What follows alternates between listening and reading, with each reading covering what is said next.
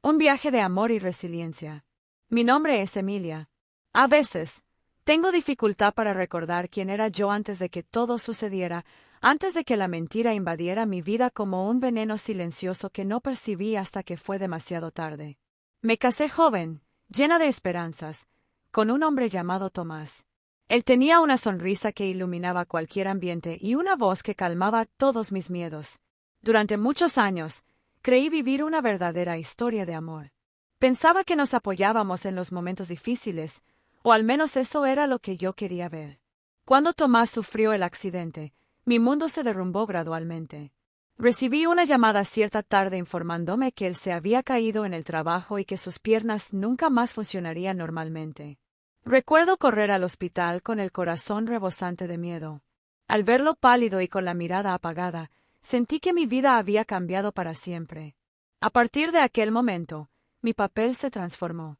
Me convertí en su cuidadora, compañera y apoyo incondicional. Nadie me obligó. Lo hice porque lo amaba.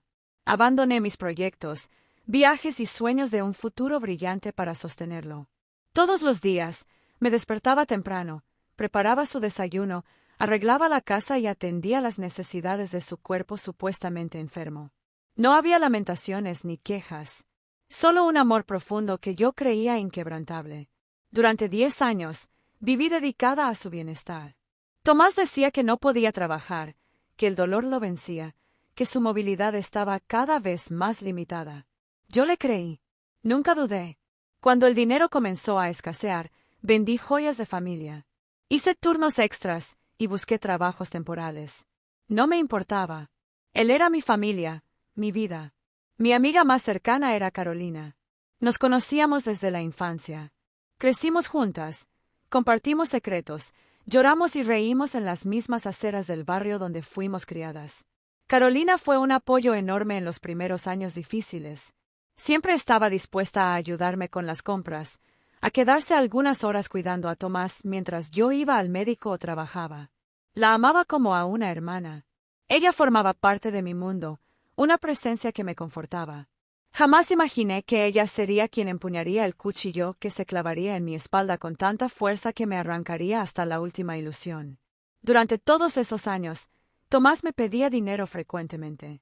A veces eran pequeñas cantidades, otras veces sumas mayores para medicamentos, supuestos tratamientos de rehabilitación o reparaciones en la casa. Yo le daba todo lo que pedía sin cuestionar. No quería que sufriera más de lo que ya sufría. Confiaba en él más que en cualquier persona. Si él decía que necesitaba algo, yo lo proporcionaba. A veces, me parecía extraño que no asistiera a consultas médicas o que rechazara visitas de especialistas, pero nunca sospeché. Atribuía su reticencia a la vergüenza de su condición, a la tristeza de sentirse dependiente. Todo continuó así, monótono y pesado, como un invierno interminable, hasta que un día, casi por accidente, descubrí una verdad que me arrancó completamente del mundo en que vivía. Recuerdo aquella mañana gris, con humedad pegada a las paredes. Salí para resolver algunos asuntos y olvidé mi cartera. Volví a casa silenciosamente y entonces los vi. La escena era tan brutal, tan inesperada, que quedé paralizada. Tomás estaba de pie.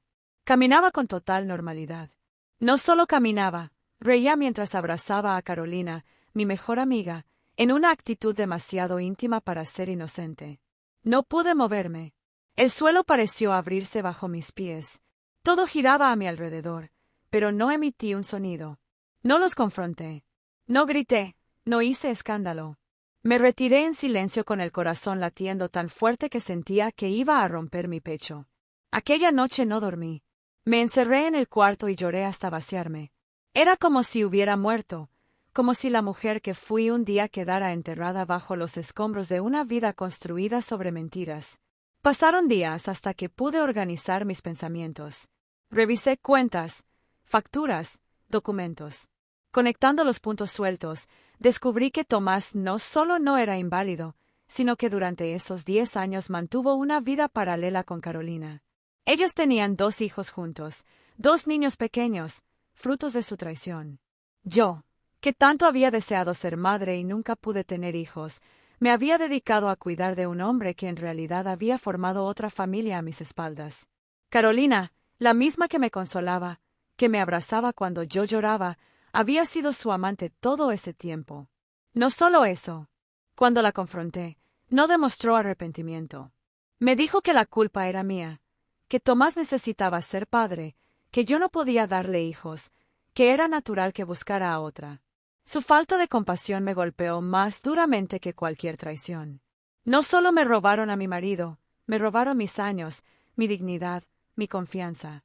Después de esa revelación, no volví a hablar con ninguno de los dos. No lloré más. Algo dentro de mí se apagó, como si me hubiera transformado en piedra. Lo primero que hice fue cortar el flujo de dinero. No habría más sacrificios, no habría más humillaciones. Contraté a un abogado e inicié el divorcio. No permitiría que todo quedara así. Exigí en el tribunal la devolución de cada centavo que le había entregado en aquellos 10 años. Documenté todo. Facturas, transferencias, recibos. No importaba cuánto costara el proceso, no iba a desistir. El juicio fue largo y doloroso. Ver a Tomás sentarse frente a mí en la sala, aún simulando cierta fragilidad, me daba asco. Su abogado intentó pintarlo como víctima, pero yo había reunido pruebas suficientes. Médicos, testigos, hasta vídeos donde se le veía caminando. Cada mentira que intentaron sostener se derrumbaba como un castillo de naipes. La sentencia fue clara. Tomás debía devolverme el dinero. Debía compensarme por el engaño y daño moral. Nunca olvidaré la expresión en su rostro cuando el juez dictó la decisión, ni la frialdad con que Carolina lo abrazó, como si no acabaran de perderlo todo. Tras el divorcio, me sentí vacía. Durante meses, vagaba por la casa como un fantasma. Mis noches eran largas, interminables, repletas de recuerdos que mordían mi alma. No conseguía confiar en nadie. Los hombres me parecían lobos disfrazados, todos capaces de las peores traiciones. No quise más relaciones, no quise más promesas, pero dentro de esa oscuridad surgió una chispa. Siempre quise ser madre. No podía continuar viviendo solo en función del dolor. Comencé los trámites de adopción. Fue un proceso largo, lleno de papeleo, entrevistas, evaluaciones, pero no me importaba. Era mi nueva meta, mi nueva forma de reconstrucción. Cuando finalmente me llamaron para decirme que había un bebé esperándome, sentí que mi corazón volvía a latir con fuerza. Era una niña pequeña, frágil, con ojos enormes, llenos de vida. La llamé Abril porque llegó a mi vida como una primavera tras un invierno que parecía eterno. Los primeros días con Abril en casa fueron extraños. Me sentía torpe, insegura, como si mi presencia pudiera romper algo tan frágil. Pasaba las noches sentada al lado de su cuna, oyendo su respiración tranquila, sintiendo un nudo en la garganta que no se deshacía. No era miedo. Era una mezcla de amor inmenso y terror de no estar a la altura, de fallar, de no poder protegerla de un mundo que ya había demostrado ser cruel conmigo. Pero cada vez que sus manitas pequeñas se cerraban alrededor de uno de mis dedos, sentía que algo dentro de mí se reconstruía. No todo estaba perdido. Yo aún podía ser un hogar para alguien. Abril creció en mis brazos. Su risa fue el sonido que me devolvió el alma. Cada uno de sus logros, cada nueva palabra, cada paso inseguro por el pasillo de casa era una victoria silenciosa contra todo el dolor que había vivido. No había un solo día en que no despertara agradecida por tenerla. No había un solo momento en que lamentara haber dejado todo atrás. Si el precio para llegar hasta ella había sido el abandono y la traición, entonces valió la pena. Me esforzaba para darle todo lo que podía. No éramos ricas, pero a Abril nunca le faltó amor, nunca le faltó una comida caliente ni un abrazo antes de dormir. Decoré su cuarto con estrellas que brillaban en la oscuridad. Le contaba historias inventadas todas las noches, mundos de dragones y niñas valientes que no necesitaban príncipes para ser felices. Aprendí a hacer trenzas, a coser disfraces para las fiestas de la escuela, a construir castillos de almohadas que eran fortalezas invencibles. Cada sonrisa suya era una herida que se cerraba en mí. Mientras tanto, Tomás y Carolina quedaron atrás como un mal recuerdo. No supe más de ellos y no quise saber. Alguien me comentó cierta vez que la relación de ellos no había durado, que Tomás volvió a engañar a Carolina como lo había hecho conmigo. No me importó. A esas alturas, ellos ya no formaban parte de mi historia, no ocupaban espacio en mi corazón. No merecían un segundo de mi pensamiento. Yo ya estaba en otro camino, uno donde la traición no tenía lugar. Los años pasaron rápido. Abril se convirtió en una niña curiosa, brillante, llena de energía. Adoraba pintar. Sus dibujos llenaban las paredes de la casa con colores imposibles, con mundos soñados donde todo era posible. Yo la alentaba en todo. Quería que supiera que su voz era importante, que sus sueños valían la pena, que nunca permitiera que nadie la hiciera sentirse pequeña o insuficiente, como me sucedió a mí. A veces, cuando la veía dormir abrazada a su osito gastado, me invadía una tristeza sorda. Sabía que nunca más podría confiar en un hombre como lo hice una vez. Mi corazón se había cerrado de una forma que no podía deshacer. Algunos amigos me animaban a salir, conocer personas, rehacer mi vida sentimental. Sonreía con cortesía, pero en el fondo sabía que eso no era para mí. No quería arriesgar que alguien entrara en la vida de Abril para después lastimarla. Prefería mi soledad consciente a una compañía que pudiera transformarse en otra fuente de dolor. Así, mi mundo se redujo a ella y a mí, y no necesitábamos a nadie más. Nos bastábamos la una a la otra. Salíamos juntas al parque, hacíamos picnics improvisados, reíamos hasta quedarnos sin aliento viendo películas antiguas en el sofá. Cada pequeño momento con ella era un bálsamo. Cada pequeño gesto era un recordatorio de que el amor verdadero existía, no en promesas vacías ni en palabras bonitas, sino en los actos simples del día a día. Recuerdo que una vez, cuando Abril tenía 6 años, trajo de la escuela una tarjeta de cartulina que decía: «Eres la mejor madre del mundo». No era una fecha especial, no era el Día de la Madre. Simplemente lo había hecho porque sí. Me abrazó con sus bracitos delgados y dijo que me amaba más que a las estrellas. Lloré aquella noche, no de tristeza, sino de una gratitud tan profunda que sentí que mi pecho no era lo suficientemente grande para contenerla. Con el tiempo, aprendí a no mirar atrás. El pasado era una sombra, una cicatriz. Estaba allí, pero ya no me definía.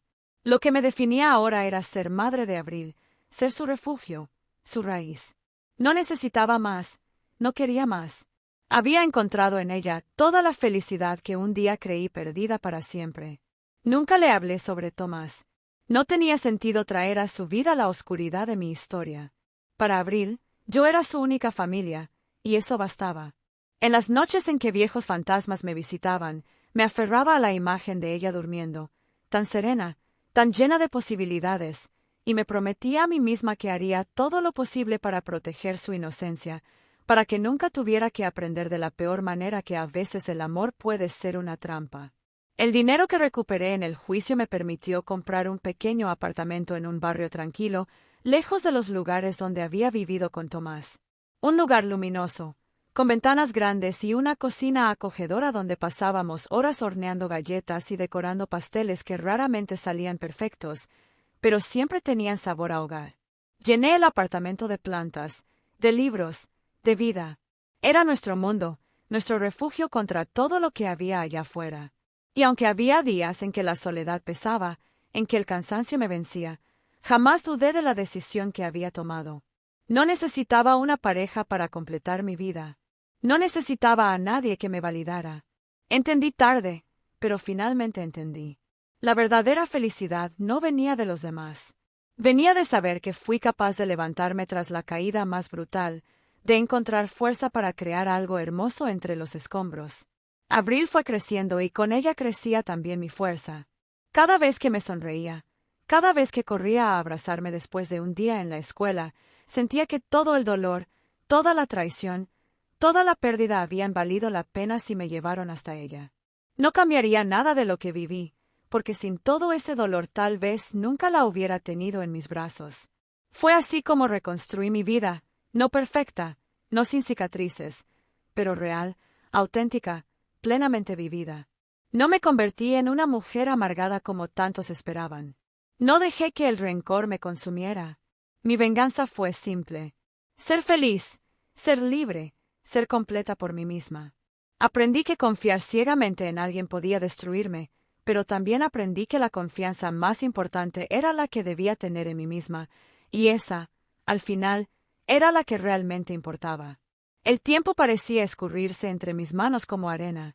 Abril dejó de ser una niña de trenzas desarregladas y rodillas raspadas para convertirse en una adolescente callada y observadora, con esa mezcla de dulzura y rebeldía que tienen los que aún no saben bien quiénes son, pero intuyen que pueden ser todo.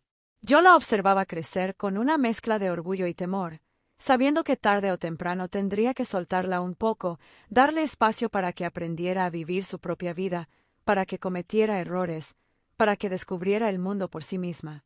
Durante esos años de cambios y silencios incómodos, mi papel fue más de acompañarla a distancia que guiarla de la mano. No insistía cuando cerraba la puerta de la habitación. No preguntaba demasiado cuando llegaba tarde. No juzgaba cuando se equivocaba. Me esforzaba por ser un faro, no una cadena. Sabía que en algún momento tendría que enfrentar las decepciones que yo también conocía, pero quería que llegara allí con fuerza suficiente para levantarse sola si caía. Nuestra relación siempre fue fuerte, aunque a veces estuviera tejida de silencios más que de palabras. A diferencia de otras madres que llenaban las redes sociales de fotos e historias de sus hijos, yo guardaba cada pequeño momento como un tesoro privado. No necesitaba mostrarlo al mundo. Me bastaba vivirlo, guardarlo en la memoria. Paralelamente, mi vida siguió su curso simple y ordenado. Nunca busqué una nueva pareja. De vez en cuando, algún conocido, algún vecino bien intencionado, sugería presentarme a alguien. Sonreía, agradecía, pero no daba oportunidad.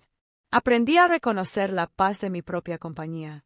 Aprendí a valorar las mañanas tranquilas, el sonido del café hirviendo en la cocina, el placer de leer un libro en silencio mientras la lluvia golpeaba en las ventanas. Hubo momentos de nostalgia.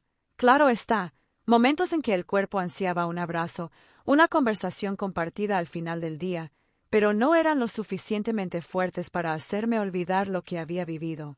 No podía confiar plenamente en nadie más, no porque creyera que todas las personas fueran malas, sino porque mi herida continuaba allí, aunque ya no sangrara.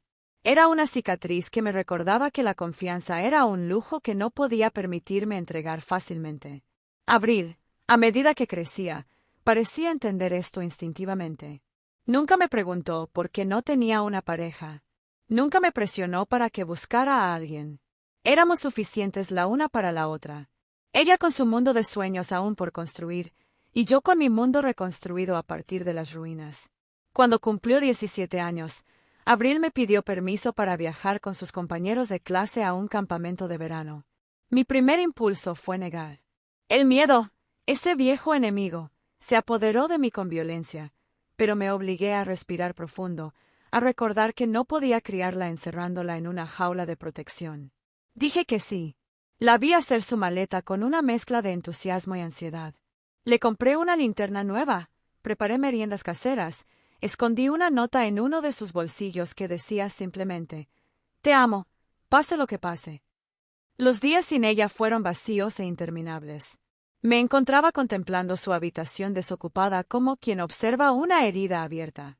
No era dependencia, sino amor maternal en su forma más pura, ese tipo de amor que duele porque comprendes que tu misión es preparar a tu hijo para volar lejos. Cuando ella regresó, con la piel bronceada y un nuevo brillo en la mirada, percibí que un ciclo se había completado. Ya no era una niña, sino una joven sedienta de experiencias. Aunque una parte de mí lamentaba el fin de la infancia, otra parte sentía orgullo por haberle proporcionado raíces fuertes para que ahora pudiera abrir sus alas. La vida siguió su curso. Abril concluyó la secundaria con buenas notas y decidió estudiar artes plásticas. No era la carrera más segura financieramente, pero nunca le puse obstáculos. La incentivé a seguir su pasión, a ser fiel a su voz interior. Yo conocía muy bien el precio de traicionarse a uno mismo. Se mudó a una residencia universitaria en otra ciudad. El primer día en que la ayudé a instalarse en aquella pequeña habitación blanca con muebles impersonales y una ventana que daba a un patio interno, sentí mi corazón partirse, pero sonreí. No permití que me viera llorar. No era un adiós definitivo, apenas el próximo paso en su jornada. Los días siguientes fueron extraños. Era difícil encontrar sentido en una casa silenciosa. A veces, ponía 2 platos en la mesa por fuerza de la costumbre. Ocasionalmente, oía su risa en los rincones de la casa, Pero no me entregué a la tristeza. Me obligué a crear una nueva rutina, a encontrar alegría en los pequeños detalles. Me matriculé en un curso de jardinería. Comencé a caminar más, a conocer el parque que siempre estuvo cerca de casa, pero que nunca había explorado realmente. La relación con Abril permaneció fuerte. Hablábamos con frecuencia. Ella venía a visitarme en los feriados prolongados. Cada vez que cruzaba la puerta con su mochila a la espalda y me abrazaba fuertemente, yo sentía que todo valía la pena. Había conseguido lo que muchos no consiguen: criar a una persona libre, fuerte y consciente de sí misma. Mientras tanto, del pasado no quedaba más que un eco distante. Tomás y Carolina ya no existían para mí. No sé qué pasó con sus vidas, ni me interesa. A veces, cuando encontraba a alguien del antiguo barrio que quería actualizarme sobre ellos, yo educadamente cambiaba de tema. Mi vida ya no incluía ese capítulo. Fue doloroso, sí, pero también necesario. Sin aquella traición, yo no habría encontrado la fuerza para ser quien soy hoy. Sin aquel colapso, no habría conocido el amor más puro y verdadero de mi vida, el amor por mi hija. La confianza en los hombres seguía siendo algo que no conseguía recuperar. Nunca salí a citas. Nunca permití que nadie entrara en ese espacio íntimo que ahora pertenecía solo a mí y a Abril. No por odio o rencor, sino por una decisión consciente de no poner mi felicidad en manos ajenas. Fue así como, gradualmente, construí una vida tranquila, no perfecta, ni siempre feliz, pero auténtica. Una vida donde cada sonrisa de Abril, cada logro suyo, cada simple tarde compartida en silencio era suficiente para llenar mi alma. Y en las noches en que la soledad se volvía más intensa, en que el silencio pesaba más de lo habitual, yo contemplaba las estrellas por la ventana de mi habitación y pensaba que, de alguna forma, había conseguido construir un hogar indestructible. No el hogar que soñé cuando joven, sino el hogar que mi alma necesitaba para curarse.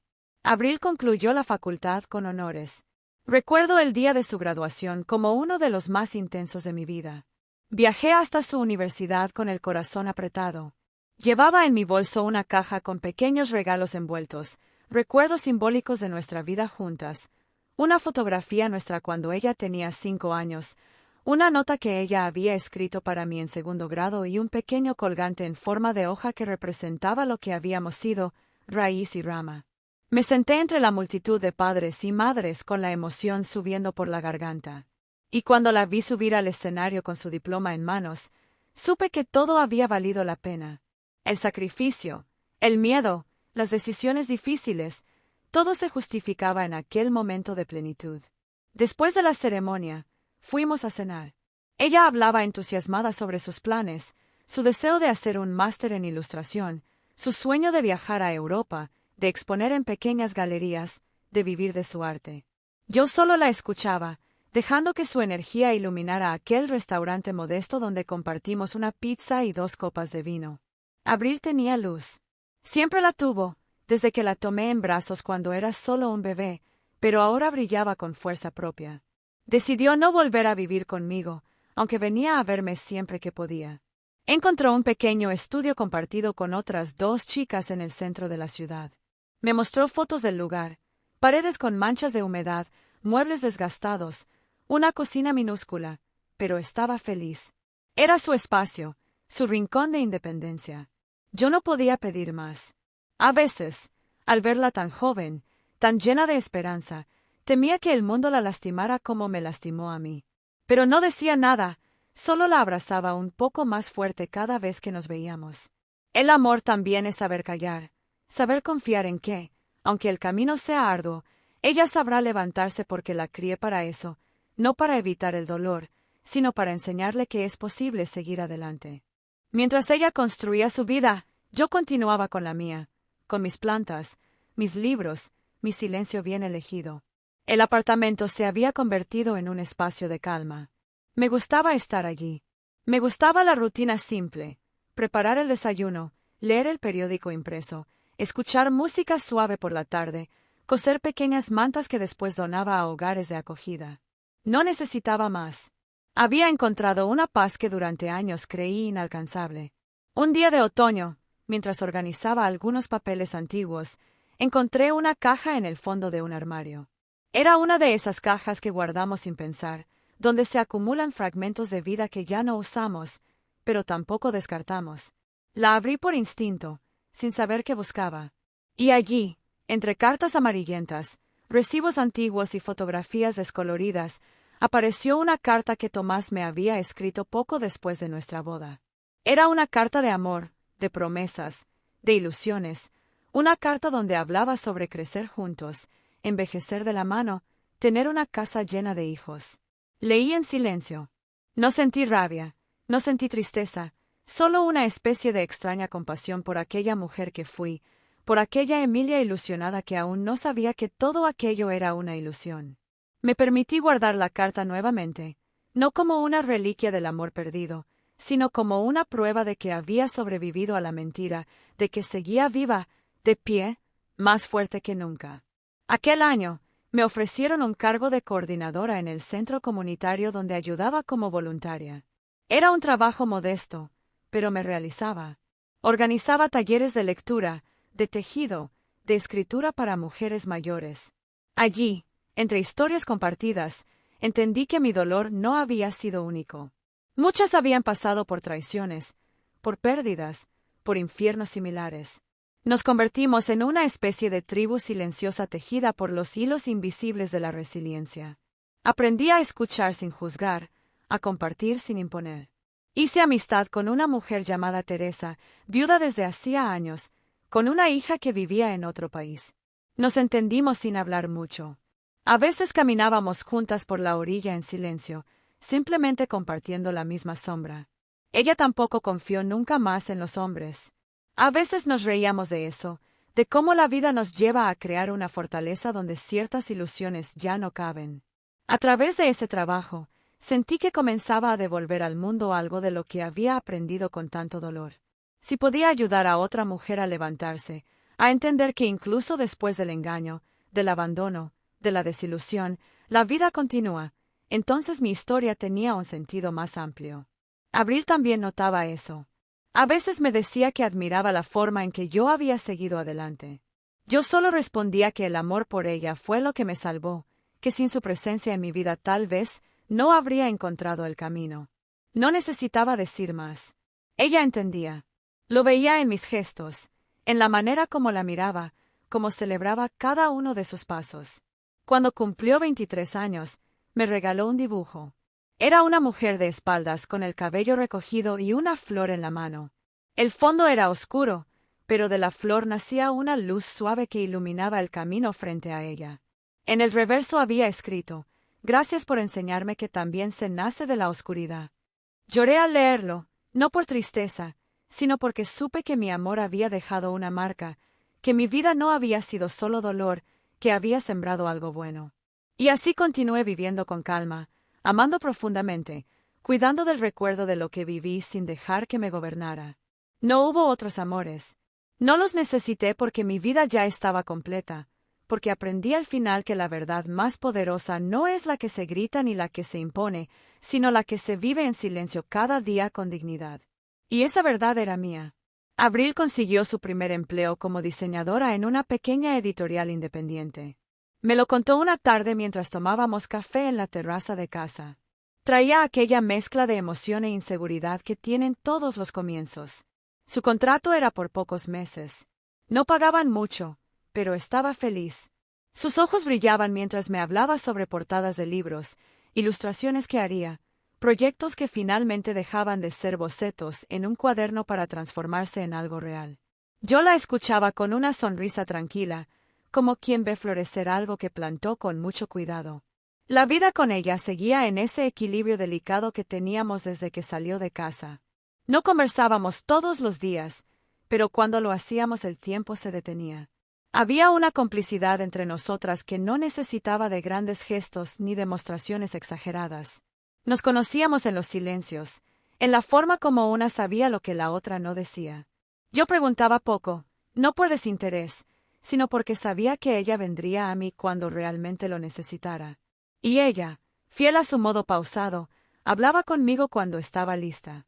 Un día de invierno me llamó y dijo que quería venir a pasar el fin de semana. Preparé su habitación como siempre hacía, con las sábanas recién lavadas y su manta favorita doblada sobre la cama. Cociné su plato preferido, como si los rituales pudieran protegernos del paso del tiempo. Llegó por la noche con los ojos rojos, pero la voz firme. Se sentó frente a mí en la cocina y me dijo que estaba saliendo con alguien. No lo dijo con alegría, como otras veces en que tuvo relaciones breves. Lo dijo con la seriedad de quien necesita ser realmente escuchada. Me habló de él. Su nombre era Julián. Trabajaban en el mismo edificio, aunque en áreas diferentes. Era casi 10 años mayor que ella. Al principio todo había sido simple. Conversaciones casuales, cafés compartidos, mensajes al final del día, pero después se volvieron más cercanos y poco a poco esa cercanía se transformó en vínculo. Abril no me dio muchos detalles, pero entendí que algo no estaba bien. Lo noté en su manera de bajar la mirada, en cómo acariciaba su taza con los dedos como buscando apoyo. Me dijo que él a veces desaparecía por días, que tenía hijos de una relación anterior y que eso lo complicaba todo, que cuando estaban juntos era cálido y atento, pero cuando ella empezaba a hacer preguntas, se volvía distante. Me dijo que no sabía si debía confiar. La miré y, sin dar consejos, sin dictar sentencias, le conté algo sobre mí que nunca antes había dicho. Le hablé sobre cómo es amar a alguien que miente, sobre cómo la duda comienza como un susurro y acaba convirtiéndose en un grito. No quise asustarla, mucho menos infundirle miedo. Solo dije que el amor no debía doler así, que ausencias sin explicación no son libertad, son desinterés, que cuando se ama de verdad, uno se queda. No dijimos nada más. Aquella noche dormimos en silencio. Ella en su habitación, yo en la mía, cada una con sus pensamientos. A la mañana siguiente, la vi preparar su mochila sin prisa. Se despidió con un largo abrazo de esos que dicen más que palabras. No volvió a mencionarlo en las semanas siguientes. Yo tampoco pregunté, pero supe que estaba tomando decisiones y supe que cualquiera que fuese el camino que eligiera, lo haría con la fuerza que la vida le había dado. Pasaron algunos meses. Abril seguía trabajando, aunque el contrato en la editorial había terminado. Estaba haciendo algunos proyectos por encargo, diseños para revistas, ilustraciones para portales educativos. Yo continuaba en el centro comunitario con mis talleres, con las mujeres que cada semana compartían sus pedazos de historia como quien extiende un mantel viejo, pero limpio, dispuesto a ser nuevamente llenado de vida. Una mañana, mientras regaba las plantas del balcón, el teléfono sonó. Era Abril. Su voz temblaba. Me pidió que fuera a su apartamento. No me dio detalles, solo pidió que no tardara. Fui sin pensar, con el corazón latiendo fuerte. La encontré sentada en el suelo junto a su cama, con los ojos hinchados y una caja de cartón a su lado. Había terminado con Julián.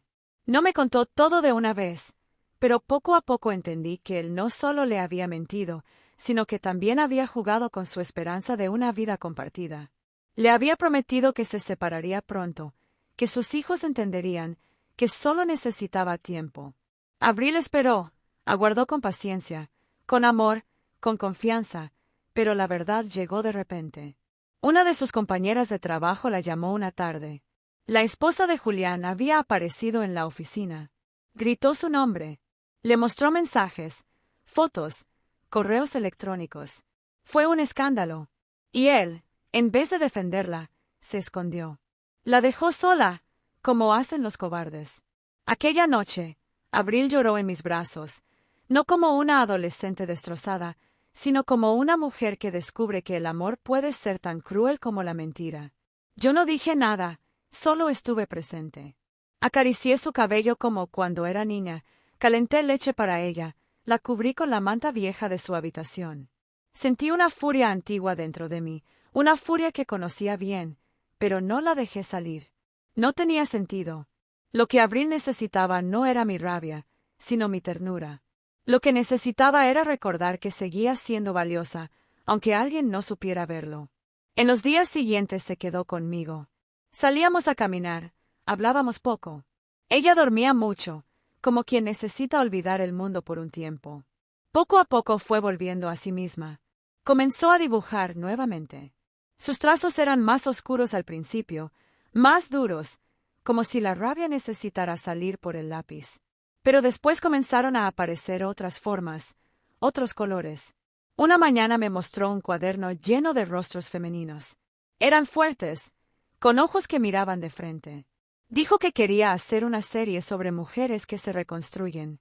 Le dije que era lo más valiente que había escuchado en mucho tiempo. Pasaron los meses. Abril volvió a su apartamento. Comenzó a exponer en espacios pequeños. Sus ilustraciones comenzaron a circular en redes sociales, blogs, ferias. La gente se acercaba para preguntarle sobre los rostros, sobre las historias, y ella, sin contar la suya, hablaba de la fuerza que surge después de la caída. Yo la observaba desde lejos, con la emoción contenida. Sabía que el dolor aún la habitaba, pero también sabía que estaba aprendiendo lo que yo había aprendido años atrás, que la verdad duele, pero también libera, que la herida enseña que aquello que te quiebra también puede transformarte. Y así continuamos. Ella creciendo, yo acompañando, cada una con su camino, pero con los corazones siempre unidos por el amor que nos salvó. El tiempo había comenzado a dejar marcas más visibles en mí. Las rodillas ya no respondían como antes. En los días de frío, me dolían los huesos, y algunas mañanas me costaba levantarme de la cama. No me quejaba. Había vivido lo suficiente para entender que el cuerpo también habla, y lo que decía ahora era que había llegado una nueva etapa. No sentía esto como una tragedia. Había hecho las paces con la idea de envejecer. No tenía miedo. Lo que me asustaba no era la muerte, sino la posibilidad de perder la lucidez, de no poder seguir siendo yo misma. Abril lo percibió antes que yo. Un día, mientras me ayudaba a cargar algunas bolsas del supermercado, me miró con aquella mezcla de ternura y preocupación que reconocí instantáneamente. Me preguntó si estaba yendo al médico regularmente, si tomaba mis medicamentos, si me alimentaba bien. Me reí. Le dije que aún no era una anciana, pero sus ojos no se desviaron. Me abrazó. Me dijo que no quería perderme. Le respondí que no tenía intención de ir a ninguna parte. No todavía. Ella estaba en un buen momento. Sus ilustraciones comenzaban a ganar reconocimiento. Una pequeña galería le ofreció una exposición individual. Fui con ella el día de la inauguración. El lugar estaba lleno. Había personas observando en silencio sus obras, otras tomando vino, otras conversando animadamente. Me quedé cerca del fondo, observando cómo se desenvolvía entre la gente, cómo hablaba con seguridad, cómo respondía a las preguntas con calma. La vi y sentí una especie de desdoblamiento, como si la niña que crié se hubiera convertido en alguien más grande de lo que jamás imaginé. No era solo mi hija, era una mujer hecha por sí misma. Me acerqué a una de las paredes donde sus ilustraciones estaban colgadas. Había una que me detuvo. Era una figura femenina sentada en una silla, rodeada de objetos rotos, pero con una expresión serena. En la esquina inferior del dibujo, apenas visible, estaba escrito: todo lo que se rompe, enseña. Mi pecho tembló. No dije nada. Solo me quedé allí sintiendo que, sin saberlo, ella había contado mi historia. Después de la exposición, volvimos caminando a su casa. Era una noche cálida. Las luces de la ciudad parecían más suaves de lo habitual. Hablamos poco, pero el silencio entre nosotras no era incómodo. Era ese tipo de silencio que solo puede existir entre personas que se conocen profundamente. Dormí en su sofá aquella noche. A la mañana siguiente, preparó café y tostadas. Me miró desde la cocina y dijo que estaba pensando en mudarse a un espacio más grande donde pudiera tener un pequeño estudio propio. Le dije que era una excelente idea. Me preguntó si me gustaría vivir con ella. Lo dijo de forma simple, sin presión. Solo una propuesta. Me conmovió. Respondí que aún no era el momento, que yo seguía bien en mi casa, que necesitaba mi espacio, que la vida juntas era maravillosa, pero también necesitábamos seguir siendo dos personas independientes. Asintió. Me entendió sin ofenderse. Eso también era amor. En los meses siguientes, fui notando con más claridad las señales del paso del tiempo. La vista me fallaba por la noche. Los paseos eran más cortos. A veces olvidaba cosas, no graves, pero suficientes para preocuparme. Comencé a anotarlo todo en un cuaderno. Compromisos, fechas, tareas. Me obligué a mantener la mente ocupada. Leía más que nunca. Escribía pequeños textos, recuerdos, ideas sueltas. Tenía una caja donde guardaba todo esto, no por miedo a olvidar, sino por el deseo de dejar un rastro. Una tarde, mientras ordenaba la cocina, sentí un fuerte mareo. Me apoyé en la mesa y esperé. Pasó, pero supe que no podía seguir ignorando ciertas cosas. Fui al médico, me hicieron exámenes, nada grave, pero los resultados mostraban que debía cuidarme más. Presión, azúcar, colesterol. Palabras que antes eran solo parte de conversaciones ajenas, ahora estaban en mi historial médico.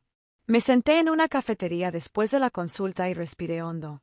No lloré, no me asusté, solo pensé en cómo vivir bien lo que quedaba, en cómo seguir presente, pero también en cómo prepararme para cuando ya no estuviera. Abril me acompañó a una de las consultas. Sostuvo mi mano mientras el médico explicaba algunas recomendaciones. En la sala de espera, me abrazó y dijo que tenía miedo. Le dije que era normal, que yo también lo tenía, pero que el miedo no debía dominarnos, que cada día era una oportunidad de seguir construyendo algo, aunque fuera en silencio. Me prometió que si algún día algo me ocurría, estaría allí, que no me dejaría sola. Le creí no porque necesitara una promesa, sino porque conocía el tipo de mujer que era. Comencé a organizar mis papeles, no por urgencia, sino por orden. Preparé mi testamento. No tenía muchas posesiones, mi apartamento, algunos ahorros, mis libros, mis fotos, dejé todo para Abril, pero también escribí una larga carta. Escrita a mano, donde le contaba mi historia completa. Le hablé sobre su adopción, sobre mis miedos, sobre mis errores, sobre las decisiones que tomé. Le conté sobre Tomás, sobre Carolina, sobre los años de mentira. Le hablé con la verdad completa, sin adornos, no como una confesión, sino como un legado. Porque si había aprendido algo en esta vida, era que la verdad, por más dolorosa que sea, siempre libera. Guardé la carta en la misma caja donde estaban mis escritos. No le dije nada. Sabía que algún día la encontraría. La vida siguió su curso. Abril consiguió alquilar un pequeño local donde montó su estudio. Era una esquina luminosa con ventanas enormes. Me llevó el día de la inauguración. Me mostró sus nuevos trabajos. Había crecido tanto. Su estilo era más definido, más maduro, pero no había perdido aquella ternura que siempre la caracterizó. Había conseguido transformar su dolor en arte, así como yo había transformado el mío en amor. Y yo seguía allí, caminando más despacio, tomando mis medicamentos, cuidando de mis plantas, esperando sus llamadas. A veces me visitaba con comida casera. A veces me llevaba al parque en coche. Comenzamos a hablar más sobre su futuro. Me decía que pensaba en adoptar algún día, que tal vez no fuera el momento aún, pero que no descartaba la idea. Me emocionó. Le dije que si algún día lo hacía, yo estaría allí para acompañarla, para ayudar, para cuidar, para contar historias. Durante aquellos días de rutina tranquila, me di cuenta de que no necesitaba nada más. Dentro de mí, ya no había espacio para rencores. No echaba de menos a nadie, ni deseaba otra vida. Viví la vida que me tocó, con todo lo que pude ofrecer. Nunca fui una heroína, solo una mujer que amó, sufrió, se rehizo y dejó que el amor por su hija lo transformara todo.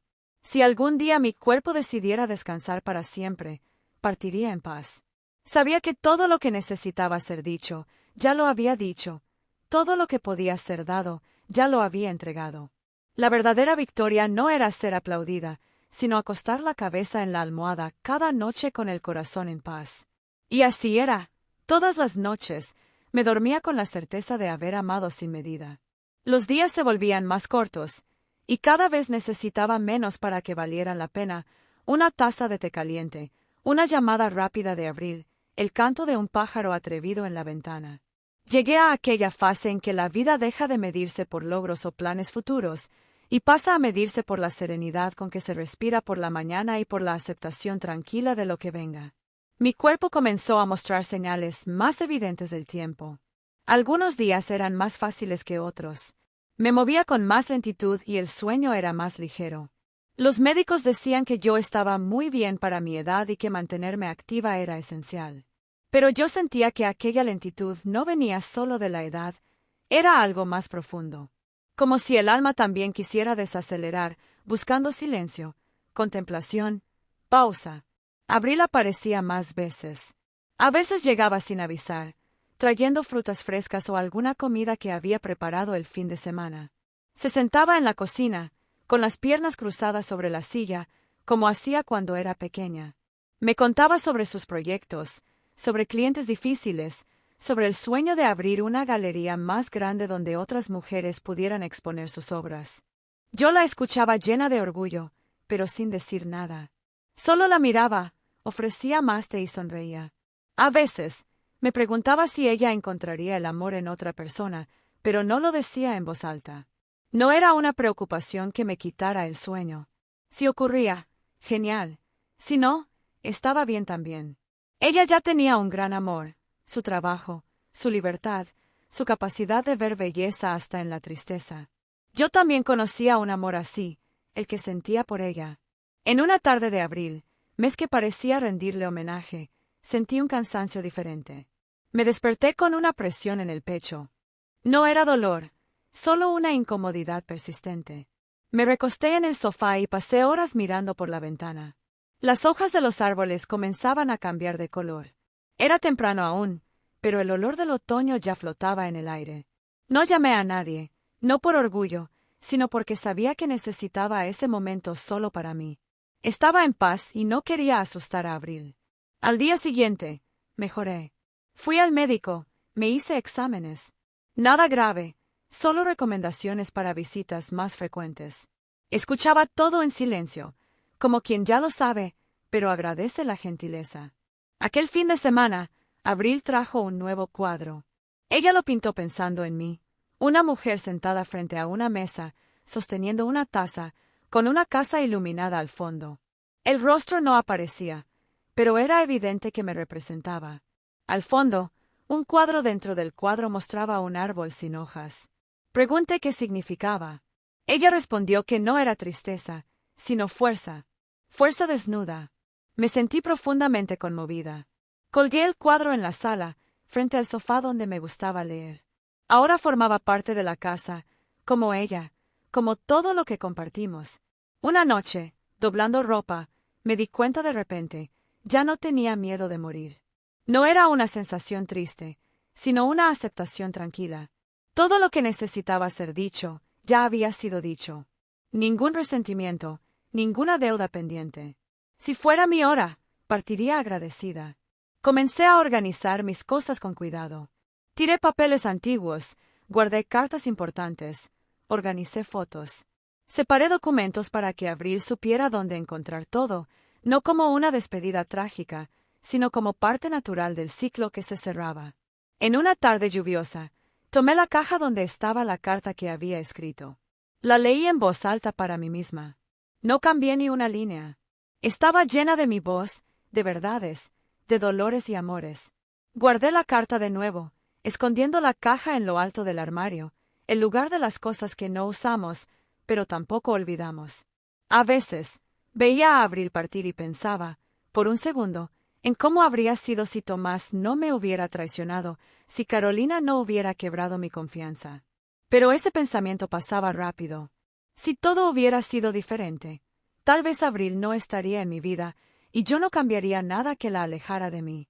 Meses después, desperté con la imagen nítida de mi madre, de pie en la cocina de nuestra antigua casa, preparando pan. La recordé con tanta fuerza que lloré. No de tristeza, sino por comprender que todas las mujeres que me precedieron aún vivían en mí, mi madre, mi abuela, mis tías. Todas amaron, sufrieron, perdonaron o no. Yo formaba parte de ese linaje. Y Abril también, con la diferencia de cargar una historia más libre, más fuerte.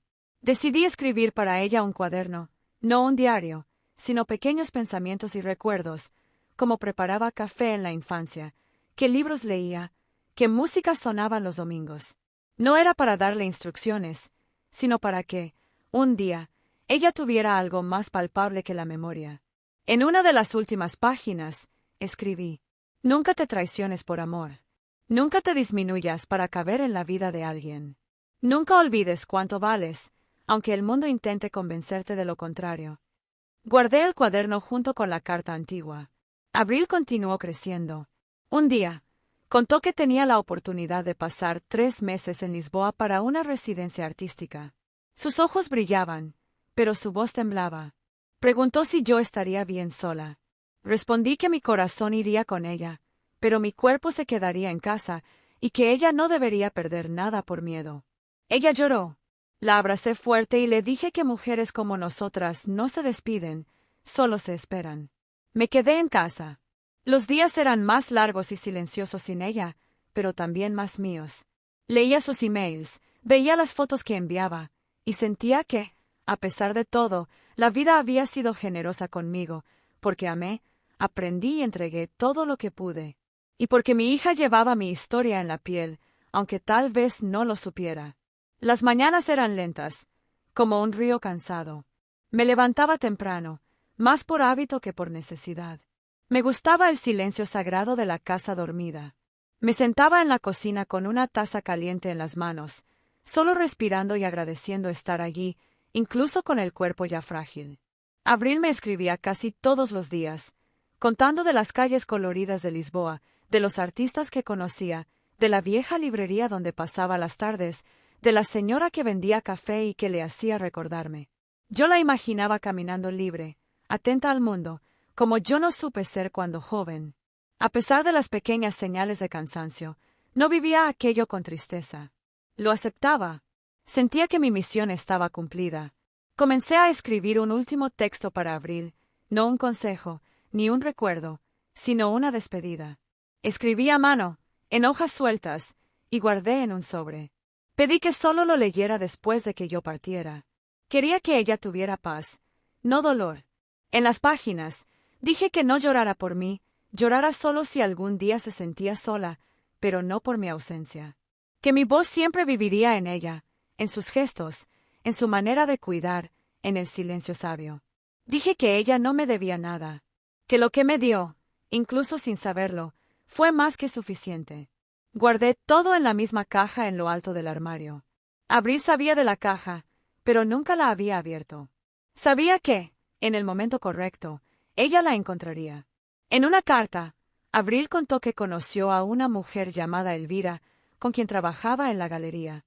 Hablaba de su risa, de su sensibilidad, de las conversaciones sobre libros y arte.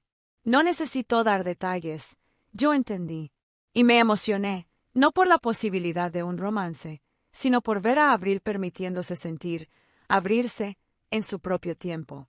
Las semanas pasaban, y mis fuerzas disminuían. A veces era difícil. Después del funeral, Abril no regresó inmediatamente a Lisboa. Prefirió permanecer en el apartamento por algunas semanas, sola entre las pertenencias de su madre. No había prisa. El ambiente aún guardaba su olor, de té con canela, de libros antiguos y de las plantas de la terraza que insistían en florecer, como si la vida no hubiera sido interrumpida. Cada rincón traía recuerdos vivos, la almohada aún moldeada a la forma de la cabeza de la madre, el abrigo preferido colgado en la percha, caramelos de menta escondidos en el cajón del escritorio. En los primeros días, el silencio reinó. Abril dormía en la cama de la madre, leía el cuaderno de memorias por la noche y tomaba café en la misma taza blanca de borde azul. Las lágrimas no venían en sollozos desesperados. Corrían de forma serena, como parte natural del ambiente. Lloraba por lo que no oiría más, por las preguntas que quedaron sin respuesta, por las tardes que planeó compartir y que nunca sucederían. Releyó la carta de la madre innumerables veces, una carta escrita con una tinta que parecía venir directamente del alma. En ella, su madre hablaba con una sinceridad desarmante. Confesaba traiciones sufridas, mostraba sus debilidades, sus temores y los momentos en que dudó de sí misma. Mencionaba a Tomás y Carolina, sin rencor, solo con la claridad que el tiempo ofrece. Revelaba su elección consciente de no confiar más en ningún hombre, no por amargura, sino por respeto propio. Y hablaba, sobre todo, de Abril, de la transformación que su llegada trajo, de la solidez de aquel amor. Cada frase de la carta era como una semilla, algo a ser cultivado, no una carga. Abril comprendió que su madre había elegido el amor materno como su mayor bandera y había dado todo lo que tenía para que ella creciera libre, sin miedo. Pasó horas organizando el apartamento. Guardó ropas en bolsas, excepto algunas piezas que quiso conservar, un suéter color terracota, una bufanda hecha a mano y zapatillas de casa, no como reliquias, sino como formas de mantenerla cerca. El apartamento era pequeño, pero lleno de luz. Abril comenzó a mirarlo de otra manera. Pensó en quedarse, en abandonar el alquiler del antiguo estudio y reconstruir la vida en aquel espacio. Había allí algo casi sagrado, algo que no quería dejar que se perdiera. Cuidó de la parte legal de la herencia, habló con la administración del edificio y decidió vivir su duelo sin prisa. Entendía que era necesario atravesar el dolor por completo. Con el tiempo, volvió a pintar, primero solo bocetos, manos, ojos, objetos. Poco a poco, nuevas figuras surgieron, trazos más calmos, menos rabia, más profundidad. Comenzó entonces una serie que llamó La herencia de lo invisible, retratos de mujeres que no existían físicamente, pero habitaban dentro de ella. Mujeres que representaban a su madre, a ella misma, y a todas aquellas que amaron en silencio. Presentó esta serie en una galería local. Sin mucha divulgación, las obras hablaron por sí mismas. El público se emocionó. Mujeres se acercaron para compartir sus historias. Una de ellas dijo que no lloraba desde hacía años, hasta ver uno de los cuadros. Otra agradeció por haber dado forma a lo que no sabía expresar. Abril escuchaba como la madre, en silencio, respetando cada momento. Con el dinero de las ventas, renovó parte del apartamento, cambió cortinas, restauró la estantería de la sala, colocó una lámpara al lado del sillón donde la madre solía leer. No quería cambiar el lugar, solo preservarlo. Vivía allí no como una sombra del pasado, sino como una continuación. Un día, al cuidar las plantas del balcón, encontró una pequeña maceta con una nota enterrada en la tierra. Era de la madre. En una hoja antigua, ella escribió: «Si estás leyendo esto, es porque seguiste adelante. Y eso es todo lo que yo quería». Abril se sentó en el suelo y lloró como aún no había llorado. Lloró por la pérdida, pero también por la comprensión recién nacida de que había heredado mucho más que un hogar u objetos. Había heredado una manera de amar, una forma digna de existir después del dolor. Las semanas se convirtieron en meses. Abril comenzó a pensar seriamente en adoptar a un niño. No para repetir la historia de la madre, sino para prolongar el amor que recibió. No sabía cómo ni cuándo, pero algo dentro de ella había cambiado. Ya no quería solo sobrevivir. Quería cuidar, ser raíz para alguien, así como la madre fue para ella. Algún tiempo después, adoptó a una niña llamada Lucía, de 3 años, cabello liso y oscuro, y ojos que parecían cargar una sabiduría precoz. El día que la recogieron en el orfanato, Lucía no lloró. Solo la miró y, cuando Abril la abrazó, la niña apoyó la cabeza en su hombro, como si hubiera esperado ese abrazo toda la vida. En los primeros días, ambas se observaban en silencio, sin saber muy bien cómo empezar. Pero bastaba con estar, cocinar algo simple, leer un libro, arreglar su cabello con delicadeza. Las palabras vinieron después, y con ellas, el lazo. Un lazo diferente del que ella tuvo con la madre, pero que nacía del mismo lugar, el amor elegido. El amor que no depende de la sangre, sino de la voluntad. Volvieron a vivir en el apartamento donde Abril creció. Lucía jugaba por los pasillos que fueron suyos, se sentaba en las mismas sillas, dormía en el cuarto donde Abril había soñado tantas veces. Algunas noches, cuando no podía dormir, Lucía venía silenciosamente a su cama, y Abril la acogía como la madre hacía cuando ella misma lloraba por tristezas infantiles. No intentaba imitar el pasado, pero lo usaba como mapa. Sabía que cada amor es único, pero había una línea invisible uniendo a las tres, una forma de permanecer, de enfrentar las dificultades sin huir. Contó la historia de su familia a Lucía, poco a poco. Mostró fotos, leyó fragmentos del cuaderno dejado por la madre. Lucía no comprendía todo, pero absorbía la esencia. Su carrera de artista también crecía. Ahora, Abril no creaba solo para sobrevivir, sino para dejar algo más profundo. Inició una nueva serie de retratos, mujeres que eligieron ser hogar para alguien. Mujeres reales, con historias reales. La exposición fue un tributo. La llamó Las que eligen. En la última pared, colgó una copia de la imagen que la madre le pintó con palabras: la mujer sentada, la taza en las manos, la casa iluminada al fondo. Nadie sabía que era Emilia. Solo ella y Lucía.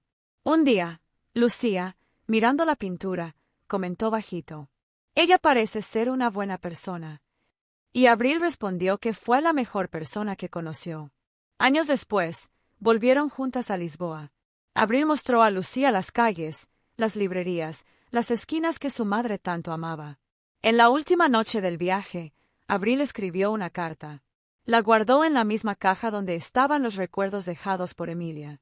Firmó: «Hija de Emilia, madre de Lucía», como si ese fuera su verdadero nombre.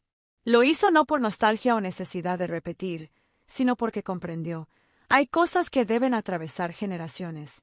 Hay verdades que son heredadas no por obligación, sino por gratitud. Lucía creció conociendo el nombre de Emilia. Sabía que fue una mujer fuerte, traicionada, pero que no se dejó definir por el dolor. Sabía que su abuela eligió el amor como escudo y crió a su hija sin condiciones, sin reservas. Cada vez que algo dolía en Abril, ella recordaba las palabras de la madre: «No es el dolor lo que nos define, es lo que hacemos después». Hoy, Abril repite esas palabras a Lucía, a sí misma, y sabe: su madre aún está allí, no solo en la memoria, sino en cada acto silencioso de amor que se perpetúa en el tiempo.